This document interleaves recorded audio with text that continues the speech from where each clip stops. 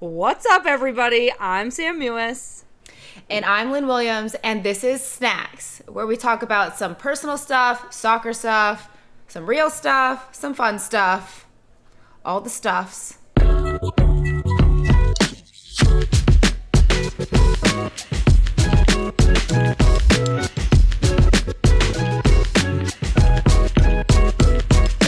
So, Sam, what's new since the last podcast? Well, I celebrated my birthday. I turned 29 years old. Happy birthday. You're almost 30. Happy birthday. I've heard the 30s are the best. Well, I've actually heard that too. I feel like your 20s are still kind of like figuring out what you like, what you're into. You turn 30 and you're like, I know what I like. I'm gonna do it. And I don't know yet for sure because I'm not there, but I'm figuring it out, you know? Yeah, and you're still young, but you have more money, so you can do the things you want to do. Yeah, I hope it stays that way. I did notice I was running on the treadmill at the gym, and I could see my face in the mirror really close, and I could kind of just see the skin on my face moving up and down a little bit as I was running, and I was kind of like, this is not a great look for you. You look old. I don't think that is what that means. It was not cute. I was just like, oh my God. You're not supposed to look cute while you're running, first of all. And the people that do, cute. I'm like, you're blessed. So yeah. I'm not in that camp. Yes, you are. You're adorable, and you have great skin on your face. Thank you. Yes, that's the only place I have good skin. But anyways, I just wanted to tell my quick little birthday story because it was such a magical weekend. My birthday was on Saturday, and on Friday I went apple picking and sat outside at a picnic table in like a farm field. We went to Lookout Farm in Natick, Massachusetts, and I just literally was so at peace and so happy. And this was the day before my birthday. And then I had dinner with my parents. And then on Saturday, you know what I did? I turned my phone off for the day. It was my gift to myself. And I was just present. I know. Christy was like, Sam, what do you mean you don't want to like talk to your family on your birthday? And I was like, I mean, I do, but I am with some of my family. And I just wanted to like enjoy the day and not feel so tied to my phone and like not be on social media and not like feel like I had to answer everybody right away. So I just turned it off and I just like did other stuff. I went on a walk in the woods with Finn. I ate a wonderful dinner that Pat cooked for me. I sat out in my backyard for a little bit and just like laid in a blanket. Isn't it kind of crazy to think, going back to like the family part, that like your immediate family now is different than your immediate family before? Like Pat and Finn are your immediate family. I know. And it's like crazy. Like my sister, my mom, and my dad are technically still my immediate family, but I am not my sister's immediate family. And that is... Well, you know what's so crazy about that is that she just like made more family. Like she just chose a partner, a new family, and then made new family. And now you're extended auntie. It's fucked up. That is I guess Jessica. I feel like I'm talking to Jessica. I feel like you are maybe immediate family to Jessica, but not to the kids. I don't know. I don't think... Because there's not really much closer you can get than a sibling. Because it's like blood. Well, not a kid. A kid is closer. Literally her offspring. Yeah. Yeah, Sam. Yeah, there is. Anyways, your birthday sounds amazing. I'm so happy for you. I'm actually, after this, going to be going to your birthday dinner that you're not going to be attending. But that's okay. I know. I'm bummed. We'll pour one out for you. Yeah, that sounds good. That sounds like a good plan. I will FaceTime in. But on that note, my rehab is going well. I feel like I've turned. On that note.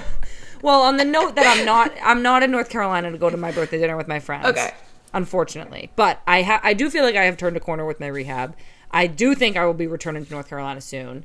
Amazing. And I've been, and I think I'm saying, maybe I say this later. I've been running and doing some change of direction. So I've had a very good week, so I'm feeling very optimistic, and Yay! it took a little bit longer than I wanted, but feel like I'm on my way.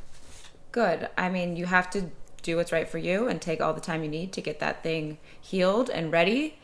So I'm happy. That's very exciting. Well, thank you. And then my only other personal update is just that I'm just such a fall person, Lynn. I am really thriving. Apple picking. I went apple picking again. 5 days after I went apple picking, I went again. So I have like literally 75 apples on my dining room table. I'm just so obsessed. I just love the fall. What are you going to do with them? I don't know. Maybe make an apple crisp or an apple pie. I don't know. I'll have to do something. What kind of apples? McCown, Macintosh. That's it. Okay. They had other ones available, but I was like, no Golden Delicious for me. No green apples either? They did not have any. I was going to say, that's your favorite. I do like green. You want to know what my actual favorite is? Yes. Macintosh. Oh. But they are, I think they're like not everywhere all the time.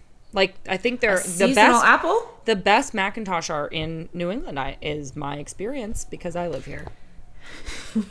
I wouldn't know that. I don't live there, but that's amazing. You sound like you've been having a great week. Great birthday. Great week. Great birthday present. Your knee gave you a birthday present as well, and you got to do a lot of apple picking and hanging out with your family, which is so fun. Yeah. Thank you so much. So yeah, I am doing well. How are you? Well, I haven't had that kind of week. I have no personal life right now because all I'm doing is playing soccer. Sunday, soccer game. Wednesday, soccer game. Sunday, soccer game. Wednesday, soccer game. Sunday. And that's the schedule that I'm on right now. I think I added one game in there. It's okay. It's understandable. Are you doing okay physically? I am doing better than I think I would expect myself to be doing, having played almost 3 90-minute games in 8 days. I don't know. So yeah, physically I'm doing well. Mentally, I'm hanging in there.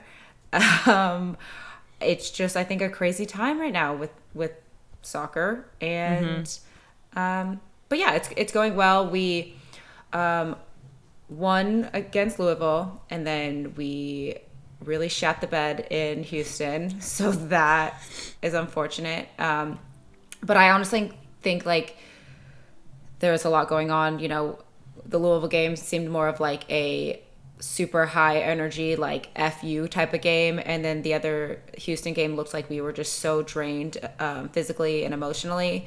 And then coming back and playing against Washington, I think the result is just disappointing because we actually played really well and we had a lot of chances. So positive out of that is we looked more like ourselves. Negative, we didn't get any points. So we play again on Sunday against Gotham and hoping for the best. Good. Well, I have been watching and biting my nails and cheering you guys on, and I think that you're doing everything right. So just hang in there, and I am cheering you on like a crazy person. Thank you. From my house. Personally, though, on a personal front, exciting news. Australia just announced that they're going to start international travel again, starting November 14th. Oh my God! Yay! So are you guys like, what's the plan? Who's on the first flight? Dude, what is the plan? That is a good question. There's so many moving parts. So Totally. They just announced that they're opening up, but right now it's just to Australian citizens, permanent residents, and immediate family members. So technically, Marley can get out. I can't get in. But then New South Wales is cut off to Victoria. Marley lives in Victoria. So we need those states to open up, and then he can come here. But who knows, by the time that I'm able to go, maybe You'll be able to. I'll be able to. I don't know. So, but anyways, the news of an international flight even happening is so exciting. I'm like getting very anxious. I've started a couple fights because I'm so anxious, and Marley's like, "Why are you doing this?" And I'm like, "I don't know." Yeah, it's I don't know what you mean, but I can try to grasp a little bit. Similar things happen when one of us is leaving the other for a long period of time too. So You just start a fight for no reason. And you're like, sorry, I didn't mean to. I just am excited to see you. And because of that, I have to fight you. So strange. But yeah, we're weird. We're weird. It's fine. It's fine. It's all good. Yeah. Well, that's incredible. And then also we have camp coming up. We do have camp coming up. So that will be great. We are going to be in Kansas City and Minneapolis. And we're going to play 2 games. And the second game is Carly's last game. I know. We're going to celebrate Carly. Crazy. It's like so crazy that she's done. Almost. It's just like all we've known is soccer with Carly. I know. It's so true. She's gosh, we should have done a whole podcast on this, but she's obviously just been so influential for the team and for the sport, like globally. I say this literally all the time. I've already said this on a podcast, but scoring a hat trick in a World Cup final is the most absurd thing I could ever imagine. So, what a legend. I know. It's just wild. Like, I think that these games are going to be awesome for, obviously they're supposed to be victory tour games. Also getting on the same page quickly because we got World Cup qualifiers coming up, but just sentimental to Carly and just all that she's done for the game. I think there's going to be a couple tears shed. I'm calling it now. I think she's going to cry at the last game. That I'm betting on it. I think time will tell. Time will tell. You owe me $20. I mean, this is the thing is like I could see her crying, but I'm also like I made a vow years ago to like never bet against Carly, and I don't know if crying would be betting against her or for her, but I'm doing whatever she thinks. I don't think that's betting against her at all. I think that she's just gonna see her family and then be like so. I don't think it's against her or for. I think it's just like this is my prediction. Yeah, that's fair. You're right. It's not like it's a negative thing at all. I'm just like Carly. Who knows? Honestly, whoever knows. Who knows what she's going to do? She's going to score a hat trick in the World Cup final, score 2 goals in a bronze medal match. Yeah. Maybe she'll cry. Knows? Maybe she won't. Maybe she'll score 5 goals.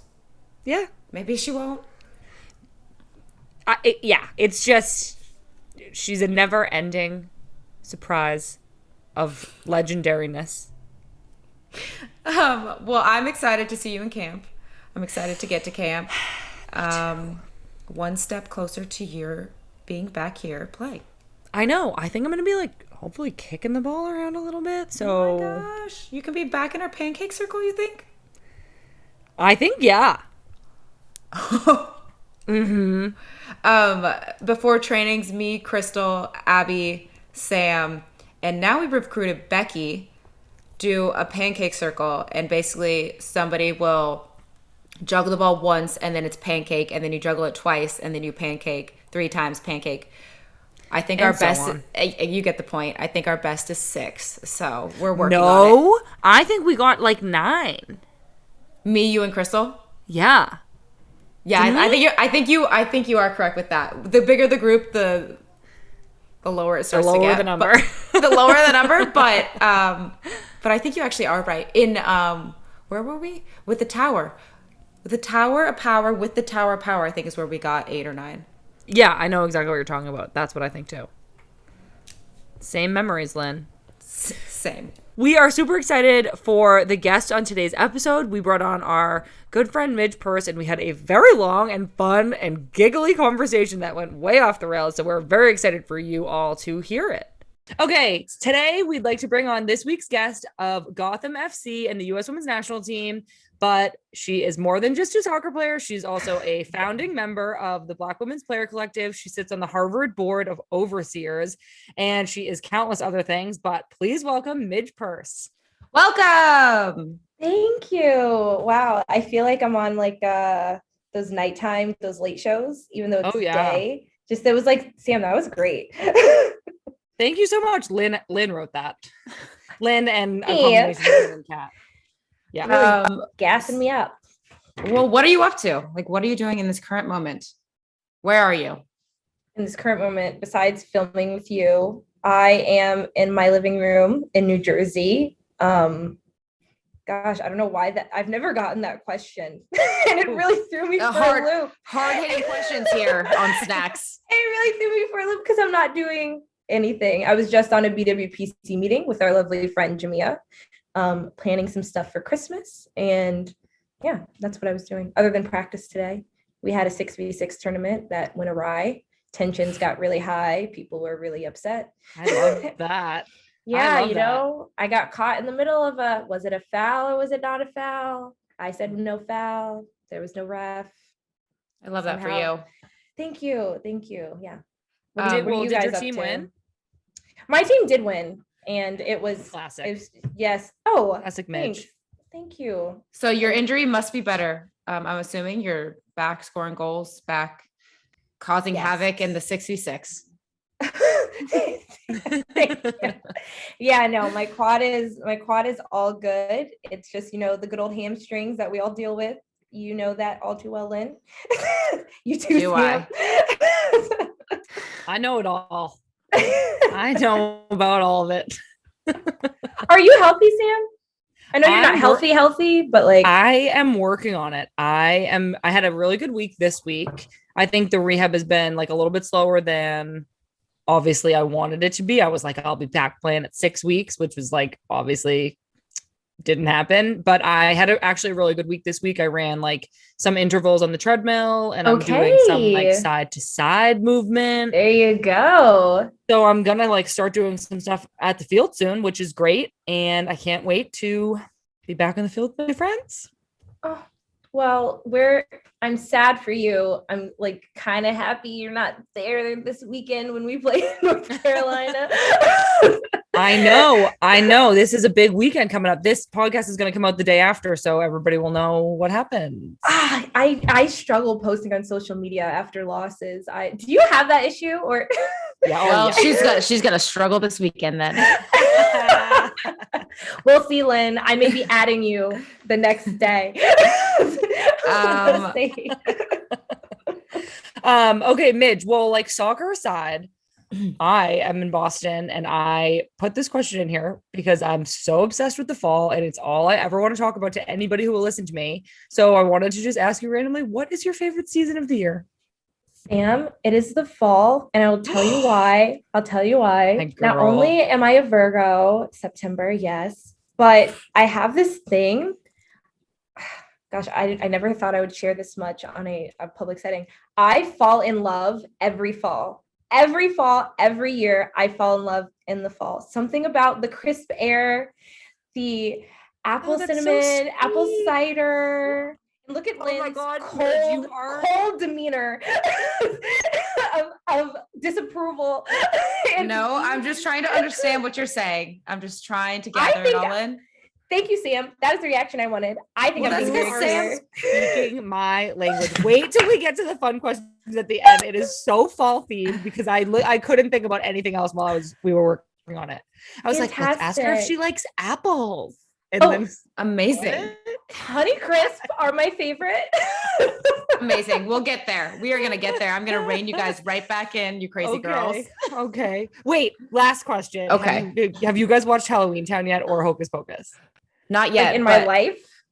No, just this season. Oh, no. But which Halloween Town also? Which Halloween Town is your favorite? The first one. See, when I watch that back, the effects are kind of crazy. They're so bad. They're not good. It's not good for like cinematic pleasure. It's for memories.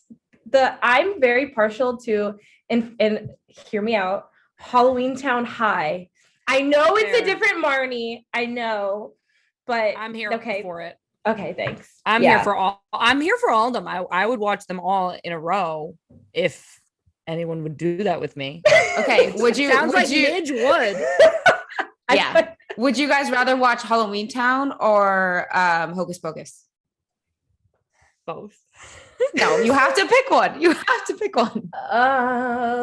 I'd watch any Halloween. That's hard. Another hard-hitting question. Halloween Town, because I'm not gonna lie, to this day, the scenes where like the witches are singing at the adult party and all Scare the adults you? are like, it scares me. It scares me because it feels like a little too real. Like I'm trying to tell the adults, which I guess now technically I would be an adult, but I'm trying to tell the adults that something is awry and they will just not listen to me. That terrifies me because I could see it happening. Yeah, I know. It is. It's so scary. Okay, Lynn, I'm sorry for taking over the intro with fall convos. Oh my God, I loved that. It's fine. Great. Why don't you take us forward? Okay. Now that we got that out of the way, the fun stuff, don't worry, we'll come back to fun stuff again. But we kind of just wanted to ask you some questions about the BWPC. How did it start? I obviously know I'm part of it, but our listeners do not. So yeah, how did it start? You want like the real like reason? It's like the real reason. The BWPC was born out of the Challenge Cup in 2020 when there were a lot of protests going on about Breonna Taylor and George Floyd, and the NWSL was in a bubble at the Challenge Cup. There was one day, well, all the teams were in this like extremely tumultuous, stressful, overwhelming place because people were deciding whether or not they felt comfortable with kneeling during the anthem and not.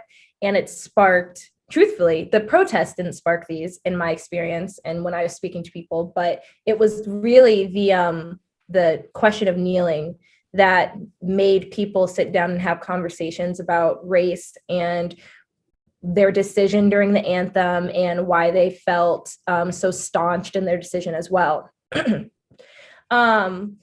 It was kind of, I got a whole bunch of text messages from a whole bunch of Black people in the league. That's kind of how it started. And I remember like talking to Lynn, we talked like really late one night. And we were just like, this is crazy. Like everyone is so upset. They're in such disheartening places. It is hot. It's Utah in the summer. The air was dry. We're in a pandemic. We were in a pandemic. The food wasn't fantastic. There's no one in the stands but national team coaches. Like it was not an enjoyable time of the season. You couldn't even Uber Eats anything. Like it wasn't good. And so I think all the conversations and the responsibility that the Black players on all the teams were being given and delegated to explain, the dynamic of race in America and then their experiences, their challenges, and their privileges, it became a lot. And then finally the NWSL, they kind of put the nail in the coffin and they put out a statement that said that all the Black players were feeling great and supported and everything was like peachy keen. And that was like kind of the point where we were like, all right, this is not great, but you're not going to speak for us. And that's when we kind of just really galvanized everyone. We got together and we were like, let's create our own voice.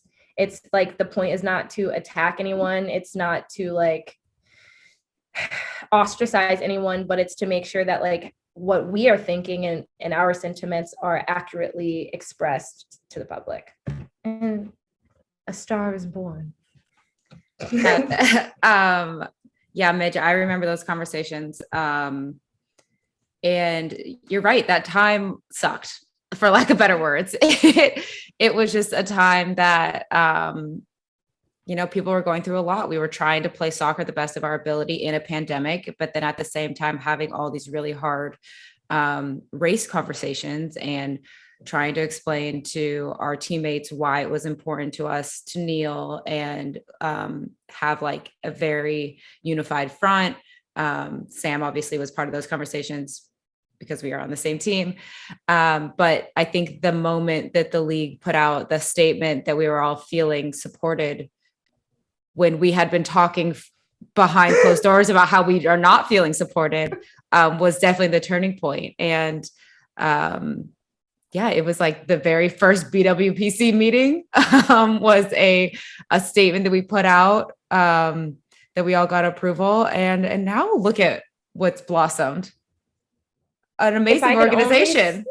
An amazing 501c3 nonprofit that is doing fantastic work nationally. I'm just so excited about like the projects that we have and that we're talking about. And like you guys know, we just did our logo launch and our website. And I was talking to Crystal and Ify, and I was just like, finally, like it feels like for so long, because we got together in the middle of the season, like we didn't know what we were doing. Like we're professional athletes. We are not non-profiteers. And I felt like this whole time we've been like chasing behind the line, trying to get things done. And finally we have like put roots in the ground and we're like actually like running. Yeah, it's really a beautiful thing that you were like such a huge part of. And I'm so thankful that you guys have been, specifically you two, have been just like invaluable. So I'm so grateful for you guys. Thank you. Thanks, Midge. Yeah, thanks, Midge. I think the BWPC is, like you guys just said, such an incredible organization, and it's really important for the league. I'm curious what some of the challenges in starting an organization like this from scratch were. Like, how did you choose leadership and decide how you were going to make decisions? And what were some of the hardest parts about getting everything together to where it is now? Oh my gosh, like you're going to put me back in that space. It being so difficult. I always say, it's so funny when I like land in Boston, Sam, like I start to break out from like the stress associated with like the academics. So yeah, every time I land in Boston. But no, like, gosh, I think, there were so many challenges, Lynn. Like my mind is like racing with everything. Like one, organizing in the very first place is super difficult. Like trying to get a hold of, over 40 different grown women and their different opinions, because like Black people are not a monolith. We don't all like agree on every little thing, but like we have a shared experience and understanding of a very general concept and experience. But yeah, just like making sure that we like what we're saying is something that everyone can get behind, that everyone feels supported by, making sure that on the general, like everyone is supported, but also on the very individual level, because people's circumstances on different teams and in different markets were very different. And then just like, it's really hard to mobilize a group like that when you're not organized and when you like don't know how to like put everything together. And then like writing the bylaws and trying to figure out, okay, like what. Oh yeah, that was writing hard. The bylaws. That was hard. Like, oh, that was a hell. Yeah, you're telling me that was so hard.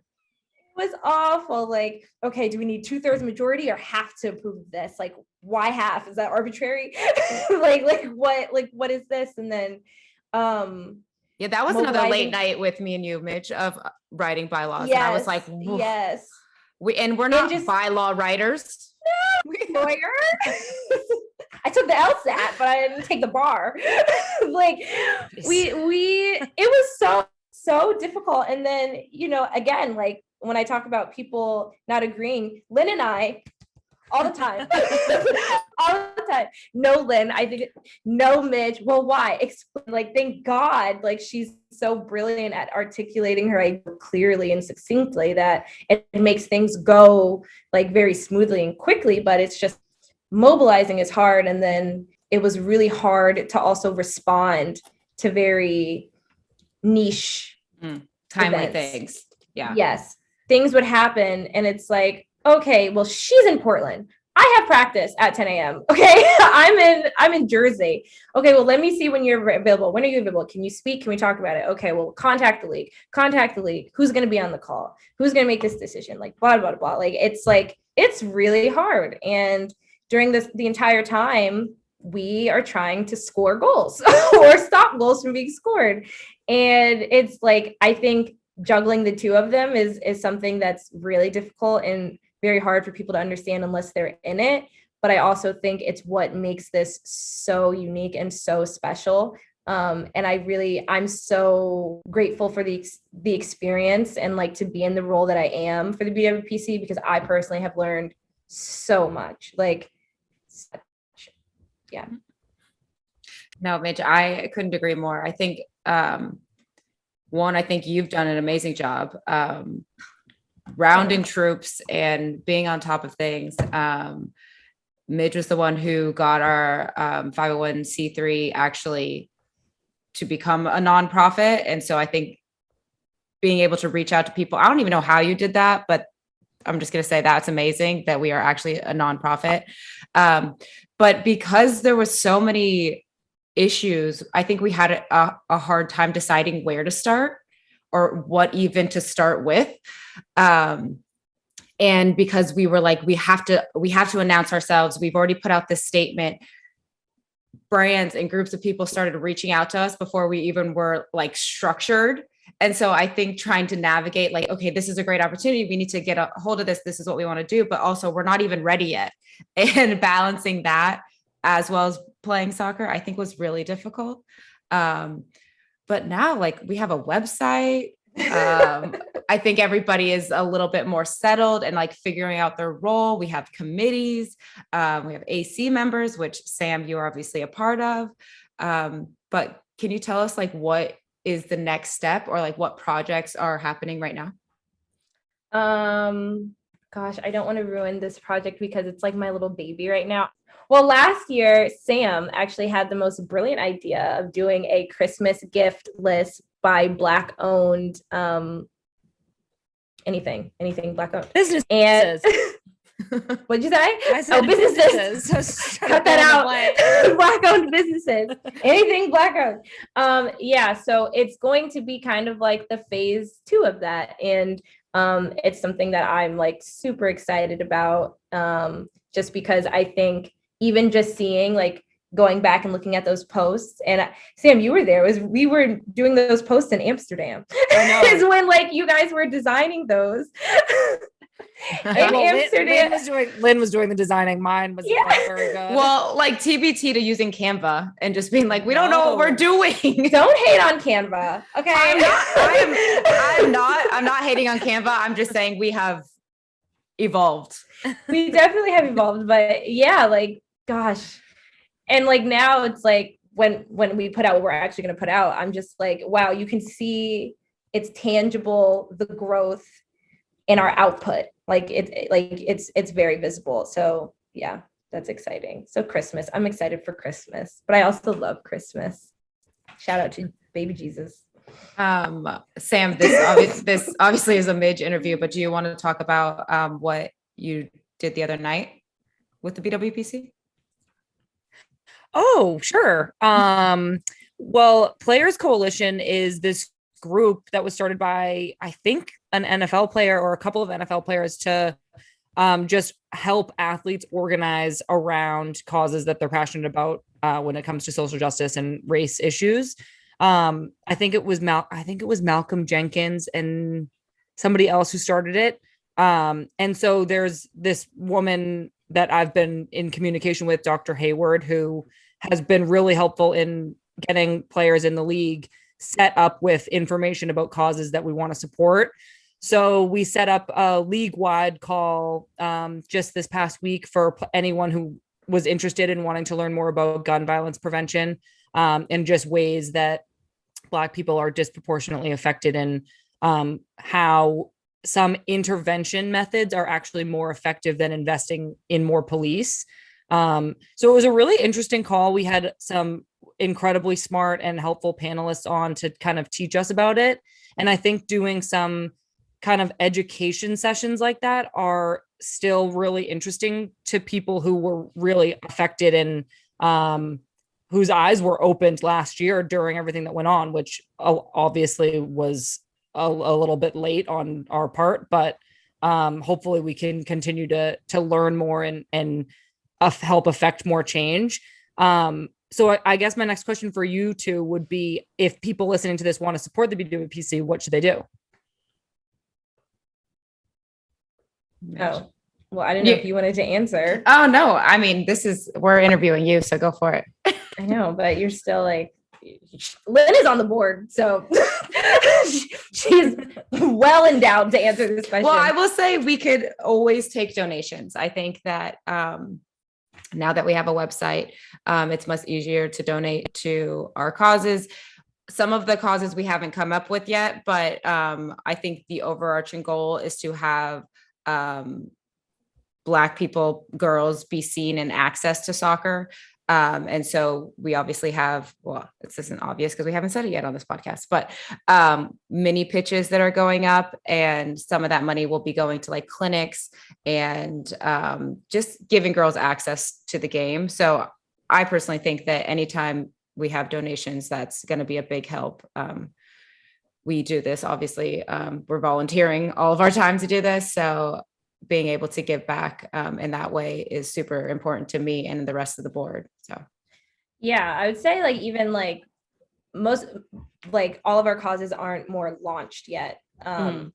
Like we have a scholarship fund that we're going to launch where you can totally fund a girl's travel and club fees to play soccer and equipment fees, or you can choose which one of those you want to fund and you can support in that way. And then we are working on a partnership with coaches across continents. And this one was actually kind of, not to go, yeah, I'm going to go into it. This one was kind of born out of this year and all of the things that have happened around the league with harassment and just situations like that. And it's a very much empowerment thing for young girls to make sure that they find their voice, and we make sure that we don't have like a culture of silence where people feel afraid to speak up for themselves. And that will be launching soon. So I'm so excited to like start the programming for that. And we'll be doing those on our clinic, our mini pitches. So we have a lot of things where that money is going to go. So give it over. Also, I just think go look at the website. Midge, a lot of the website and like the design of that happened when we were way at the Olympics. So when I got to see all the prints and stuff, I was shocked as well of like how amazing it looked. And I know a lot of time and effort went into that. So one, check it out. It's amazing. And two, a lot of information is on there. So, and follow on Twitter and Instagram. Yeah. Oh, okay. Yeah. Is it blackwplayercollective.com? .org. Okay, blackwplayercollective.org. Midge, have you always had an activist side even before your time in the league or before the BWPC? I guess you can say that before the BWPC, or I guess I was running for Harvard Board of Overseers on a climate crisis-based platform. So that's very activist-like. I think that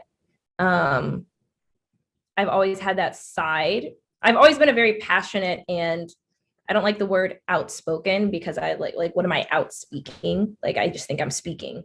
So I don't know if I agree with that term, but to other people's standards, I'm probably like have always been an outspoken person about things that I'm passionate with. So maybe a little and a little not. Because when you played in Portland, you also had community service person of the year. Did you win that award? Oh, yeah. So like you've always been passionate about helping people, giving back. Yes. I think, okay. Yeah. Service to me is like, it's like, I feel like my like purpose, like kind of everyone's purpose. Like, I think like part of the reason that like we are here is to serve others. And so that definitely to my core is like a part of me for sure.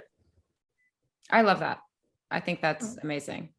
Thank you. It's like it's very selfless. I feel for both of you to give and obviously volunteer so much time to a cause that you're passionate about, that obviously you've been personally affected by, but to make the soccer world more accessible for the next generation and to help inspire. I feel like it's a selfless thing you're doing to give time and energy and such a commitment to kind of helping pave the way for the next generation. So I think that's wonderful, girls. Thank you. Well, thank you. But you're also a part of it. So you are doing the same thing. Please, Sam, hands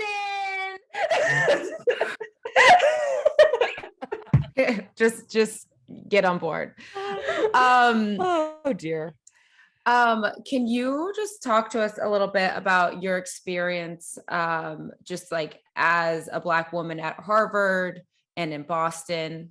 I feel like that not only a soccer space is obviously Black people are minorities, but did you feel like a minority going to Harvard? Boston is obviously a historically racist city. Tell us your feelings. I got you. I truthfully didn't really leave campus that much. I remember going off of campus. Like, I remember every time I went off campus, like without like an organized academic or sports reason, because I just didn't leave Cambridge really, unless I was going to the mall. I think the thing is about Harvard is there are so many minorities. Like, while you are a minority, you are also the same in the sense that there are so many minorities. Like, there are a lot of people from so many different places, different demographics. And to me, that was the absolute coolest thing ever. Like, I would sit down in a dining hall and I would talk to someone and they would be like, you play soccer? That's so cool. Oh my gosh. And I'm like, it's not that cool. Like, and they're like, I'm doing like stem cell research and I've like done it. And I'm like, that's really cool. like what you're doing is sick. And just like so many people in so many different spaces with like such passions, like high passions for so many different things. Like, it was just that part of it. Like, the people there was the coolest part. Yeah. So do you feel like the place that you felt most a minority is in the soccer world then? Besides the outside? I went to a Catholic high school that was predominantly white. Mm-hmm. So no, yes, no, they were kind of like the same space. So like the soccer field didn't feel very different from like my high school experience either. Mm-hmm. So no, like numbers wise, definitely not. And I also think in college, it's really easy to just create your own world based on who you choose to put in it. So like a lot of my friends outside of like the soccer field were like from so many different places, like international students too, who like weren't even from here. So yeah, Harvard was just, I think Harvard was the anomaly in like the whole stream of things. That makes sense. Well, that kind of leads me to this. I brought this up with Lynn yesterday when we were talking about what we wanted to talk to you about. And I feel like I've brought up on this podcast 10 times that I'm doing Pinots book clubs, and I feel like I'm like bragging about it. So I'm literally on the first book, so don't give me too much credit. But it's this book called Minor Feelings, and it's by an Asian American author, Kathy Park Hong. And she talks in this one essay about how sometimes I think I don't want to butcher this, but I also don't want to read from the book, so I'm going to do my best. If a minority is discriminated against and is traumatized by that, then when they are honest and open and express that to white people sometimes either make them feel like they're being hostile, ungrateful. Now I'm reading from the book, jealous.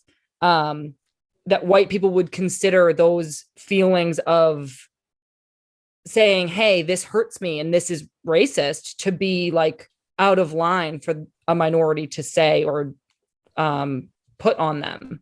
And so I guess I'm asking, I don't know if that made sense, but I guess I'm asking, if it doesn't sound like you necessarily had that experience at Harvard, but I guess I could ask both of you if you have ever felt like coming forward with honest emotions and feelings of discrimination has been received with hostility and someone saying you're being dramatic or you're out of line to say that. I think that is the most like human dynamic. I think, and it goes so far beyond race. Like, I don't know if you've heard of like this study where they like took these kids and they arbitrarily put them on 2 different buses and arbitrarily gave them like red shirts and blue shirts. And that was it. And out of nowhere, these kids like wouldn't eat lunch with each other. They were like arguing with each other, getting in fights. They wouldn't help each other do things. Like, it was like, it created this other, this like against. And I think that just when you navigate the world in general, if there's anything other than you, and that component is attacking something that you're a part of, I think we all get defensive. Like, if you said some like distant cousin of mine did something, I'd be like, no, they didn't. Like, that's not you. Or someone on my team, like if they did something wrong, like I'm probably gonna like try to be like, no, they didn't first. So to answer your question, yeah, I felt that way like many times, like with like so many, like being akin to like so many different parts of like my entire like identity, like as a woman, like I've definitely have not spoken about things to men because I know that when I say that, they're going to be like extremely defensive and undermine or dismiss a lot of things I'm saying. And yeah, that has happened to me like as a Black person as well. It's happened to me like in classes, it's happened to me like in the soccer field, in my personal life. Like I worked, never mind, I'm not going to throw one of my workplaces under the bus. But yeah, it happened to me in like business settings. I did a ton of internships, like where I worked in like that, like the real like business workforce, and like there are times like it was difficult there too. So I think most people have experienced that. Yeah, I also think like the way you tell somebody something, like they have to be able to receive that in their own language. And so sometimes I think that whatever our issue is, we just expect the other person to know how we're feeling. So then we say it in like a hostile manner to them, and then they bring back like defensiveness instead of like trying to understand how to say it into their language so they understand. And as much as I hate this, like I think that's a huge part of having the AC group a part of the BWPC, because for some people, hearing that there's a Black problem through white people, it resonates with them more versus Black people saying to white people, there's a Black person, there's a problem. You know what I mean? Absolutely. I don't hate the AC. I'm just saying I hate that component of it. And the fact I was gonna say you should clarify. Yeah. I know what you were saying, but again, I don't think other people. Yeah, I love the AC. We need them. I'm just saying I just don't like that component and like that reason of them being there, as well as all the other reasons. And she doesn't like that sometimes, like I can say something and it's not received, but if a white person says exactly what I'm saying, it's received, and that we need that translator. But yeah, I think it is what it is, and we love you for it. We love you for it. You guys are great. This is like kind of off topic because it has nothing to do with race, but I was listening to this guy that was talking about relationships with your partner. And usually when you say something like, for example, Sam, say you did something to me and I say, I feel like you just don't listen to me. I feel like you just, anytime you say, I feel like, usually it's going to be met with something defensive instead of saying like, I just want to feel like you're listening to me. And for some reason it like shifts and it's like, I just want to feel important to you. I just want to feel like you're putting me first.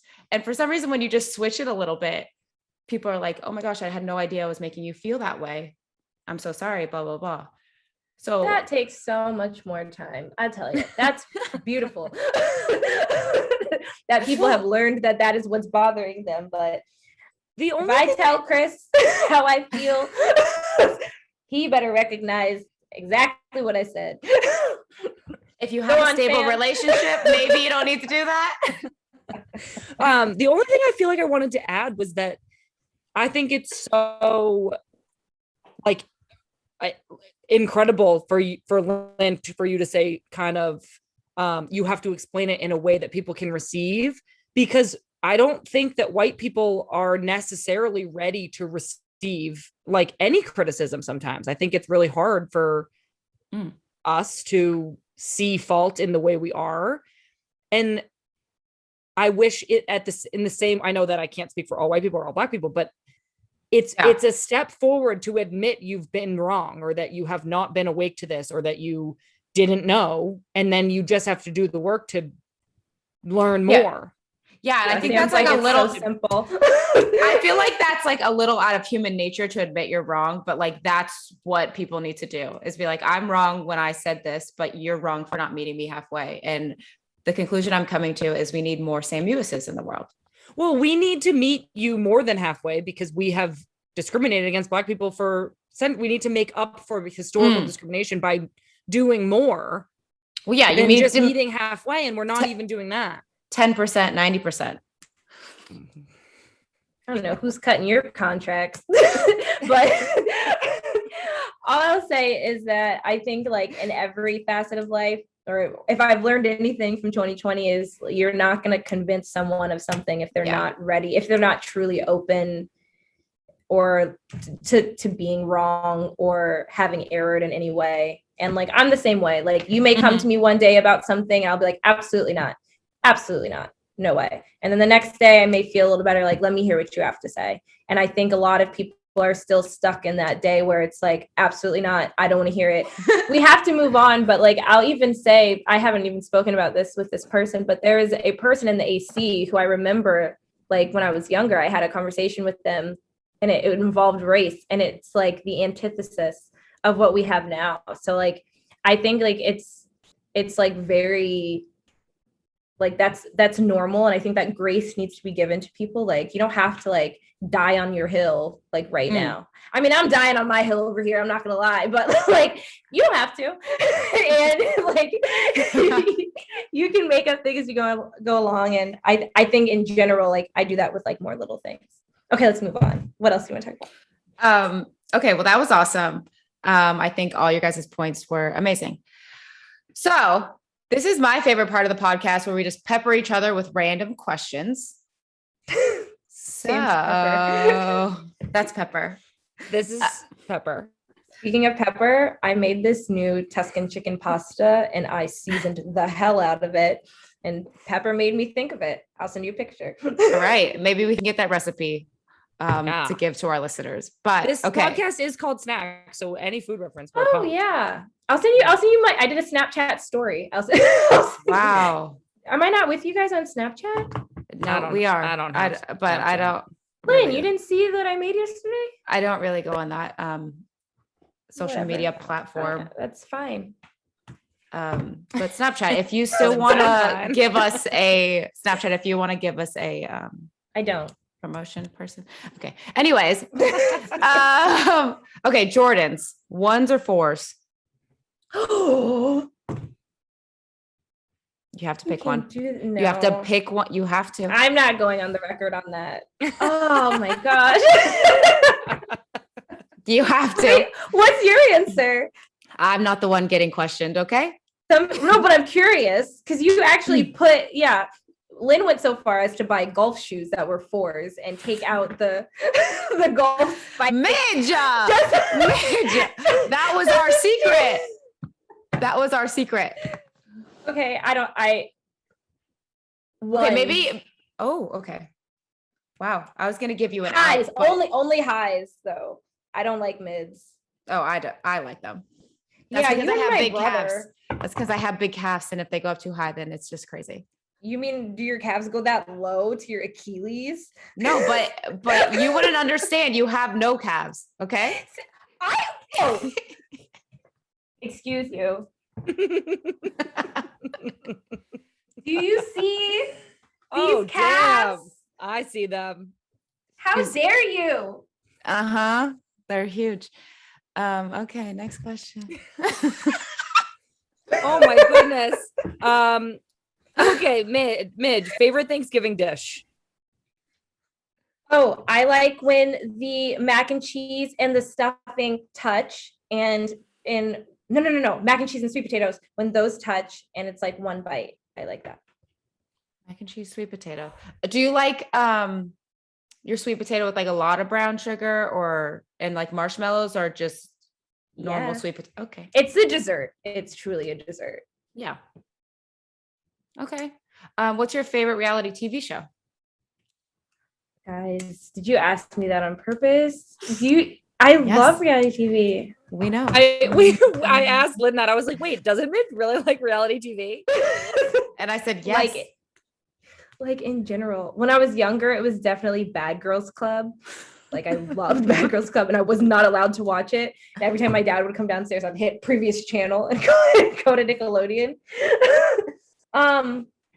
Right now, I'm overwhelmed. I don't know. I'm right now watching Real Housewives of Salt Lake City, which has been really fascinating. They have a Real Housewives of Salt Lake City. It's a couple of them have been excommunicated from the Mormon church, and it's a really interesting. What's your favorite Real Housewives?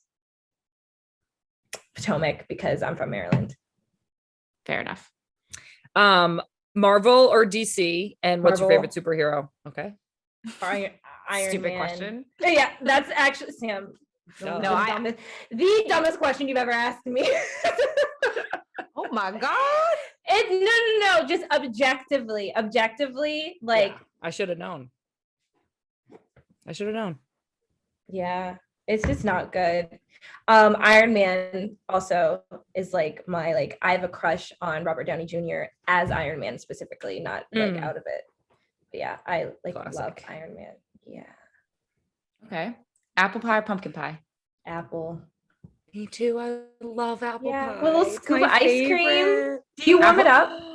Yeah. Yeah, with a little scoop of ice cream. Yeah. Can I just also ask apple pie or sweet potato pie? Sam, have you had sweet potato pie? I think we kind of just have pumpkin pie. Okay. We only have sweet potato pie, so don't feel bad. It's a cultural thing. My Aunt Flo makes the best sweet potato pie. Like this. I don't know. Oh, dang. That sounds good. It's so good. Okay, so it sounds like sweet potato pie. No, because I only like my Aunt Flo's sweet potato pie. How about a slice of each? Yeah.